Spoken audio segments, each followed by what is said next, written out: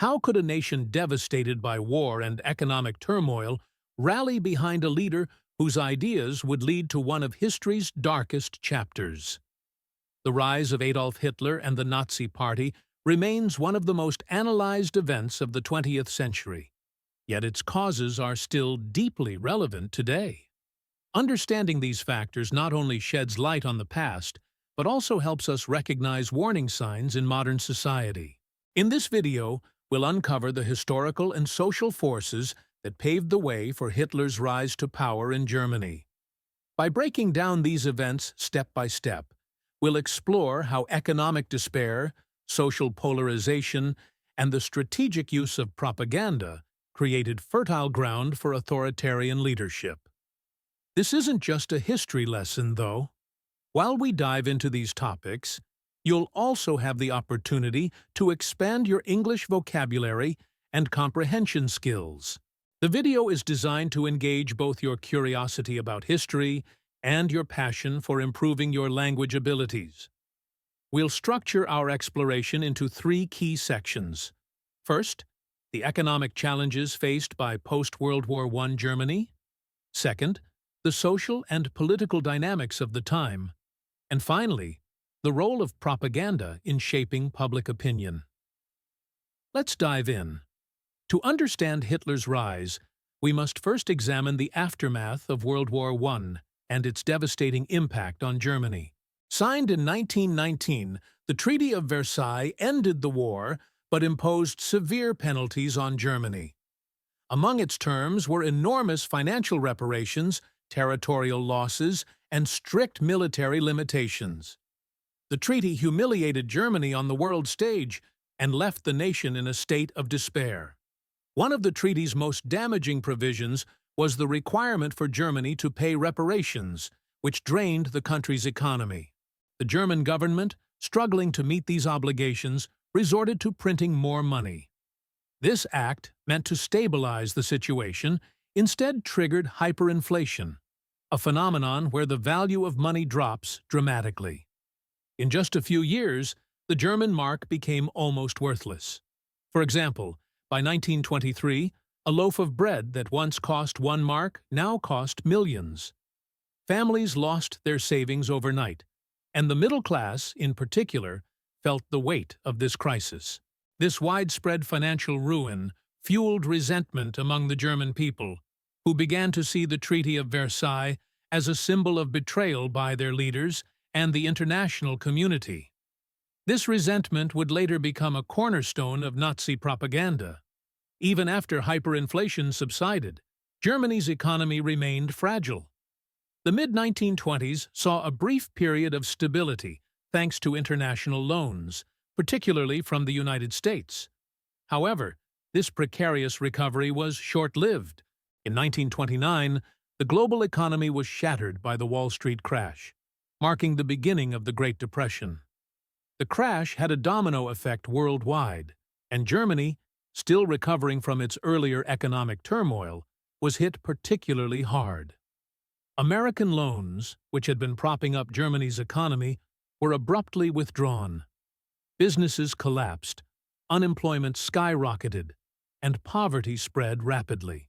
By 1932, nearly 6 million Germans were unemployed, a staggering 1/3 of the workforce.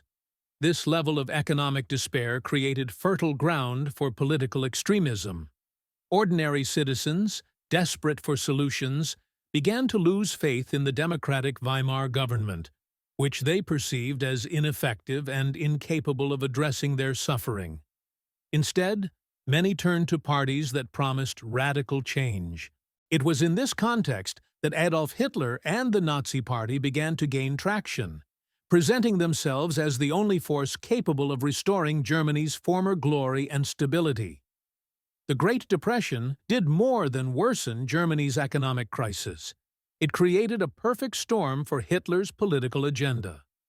By 1930, Germany's social fabric was fraying.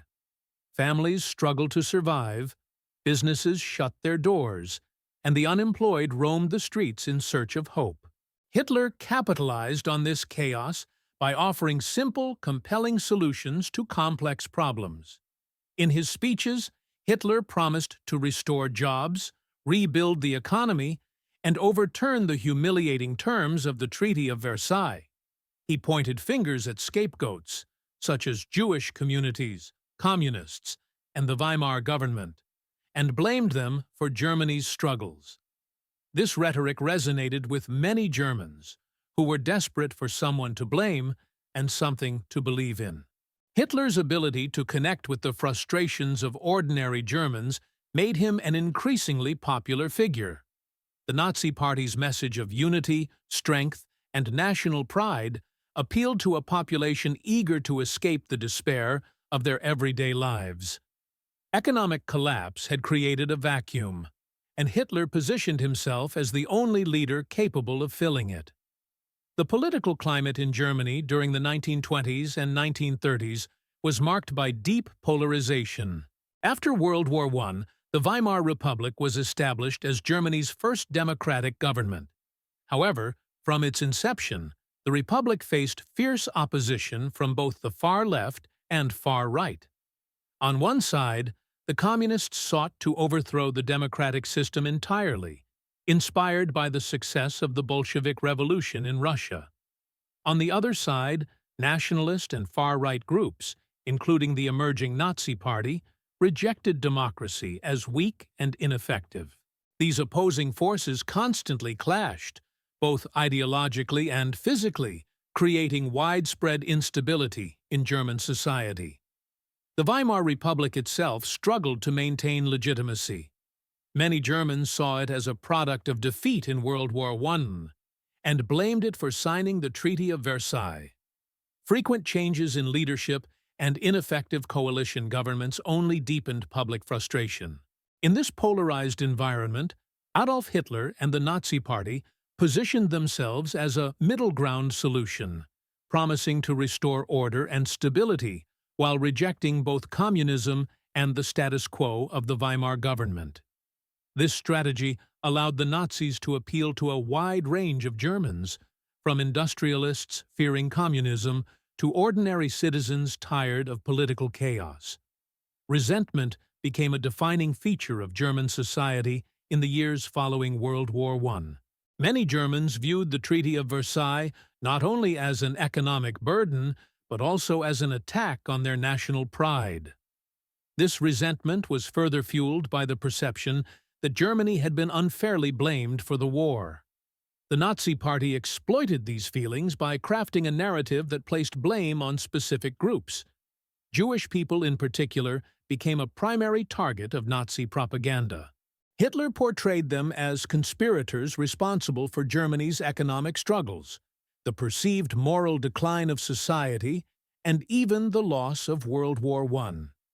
This baseless scapegoating resonated with many Germans who were desperate for answers and someone to blame. The Nazis also targeted communists, portraying them as a direct threat to German society and stability. This tactic gained traction among business owners and middle-class citizens who feared the possibility of a communist revolution. By presenting themselves as the protectors of German identity and traditional values, the Nazis gained support from a broad coalition of voters. This strategic use of scapegoating not only unified Nazi supporters, but also allowed Hitler to position his party as the saviors of Germany, rallying the public around a shared sense of grievance and a common enemy.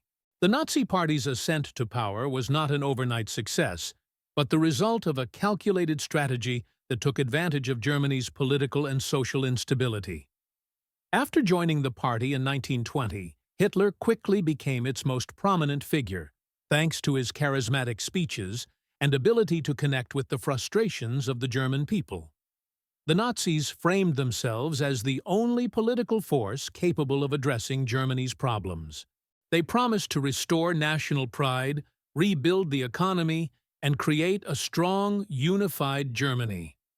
Their message was amplified through rallies, pamphlets, and Hitler's public appearances, which were carefully choreographed to inspire loyalty and enthusiasm. The turning point came during the early 1930s. As the Great Depression worsened and the Weimar government appeared increasingly powerless, the Nazis gained significant momentum. In the 1930 elections, the party won 18% of the vote, becoming the second-largest party in the Reichstag. By 1932, their share had risen to 37%. Despite these electoral gains, Hitler did not seize power solely through democratic means. In January 1933, he was appointed Chancellor of Germany after striking a deal with conservative politicians who believed they could control him. Once in power, Hitler moved swiftly to consolidate authority, using both legal and violent means to eliminate opposition and establish a totalitarian regime. The Nazi Party's rise was a direct result of its ability to exploit widespread dissatisfaction, offer a compelling narrative, and position itself as the only viable solution to Germany's crises. Propaganda was one of the most powerful tools the Nazi Party used to consolidate power and shape public opinion. Under the leadership of Joseph Goebbels, appointed Minister of Propaganda in 1933, the Nazis developed a comprehensive strategy to control the narrative and mobilize the German population. The propaganda machine worked tirelessly to spread Nazi ideology through a variety of mediums, including radio broadcasts, newspapers, films, and public rallies. One of their most notable techniques was repetition, hammering home key messages such as the need for national unity, the superiority of the Aryan race, and the dangers posed by Jews and communists. These messages were tailored to appeal to different segments of society, ensuring maximum reach and impact. Public rallies, like the famous Nuremberg rallies, were meticulously organized to display the strength and unity of the Nazi movement. These events featured dramatic visuals, synchronized marching, and powerful speeches by Hitler. Such spectacles were designed to evoke an emotional response, creating a sense of pride and belonging among attendees. The Nazis also harnessed the power of radio to reach ordinary Germans in their homes. Radios were made affordable to ensure widespread access, allowing the government to disseminate propaganda directly to millions.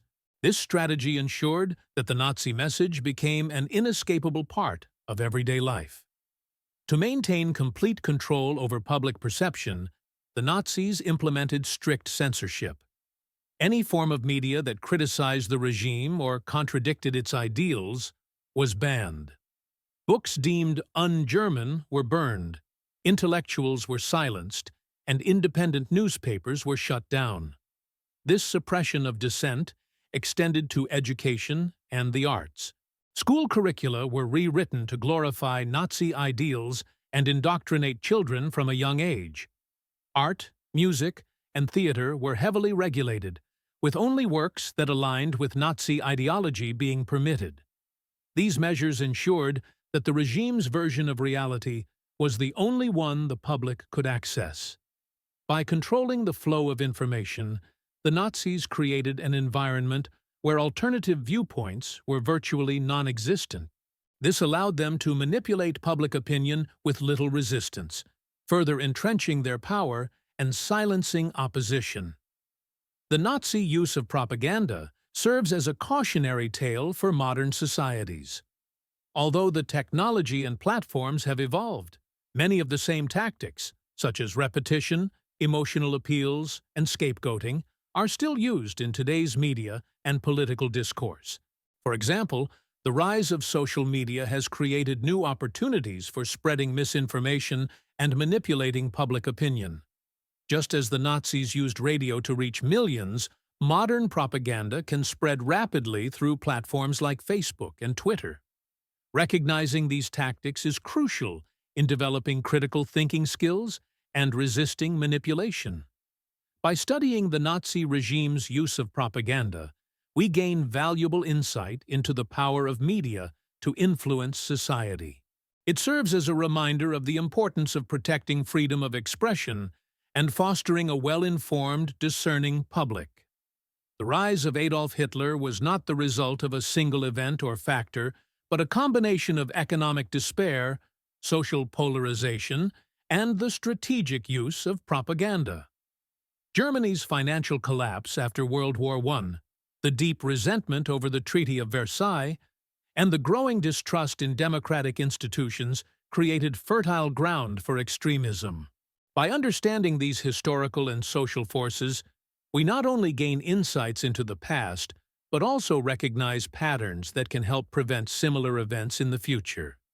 History serves as a guide, teaching us the importance of vigilance, critical thinking, and the defense of democratic values. If you found this video engaging and want to continue improving your English while learning about history, consider subscribing to our channel. Leave a comment with your thoughts or suggestions for future topics. Together, we can explore more lessons from history while building your language skills.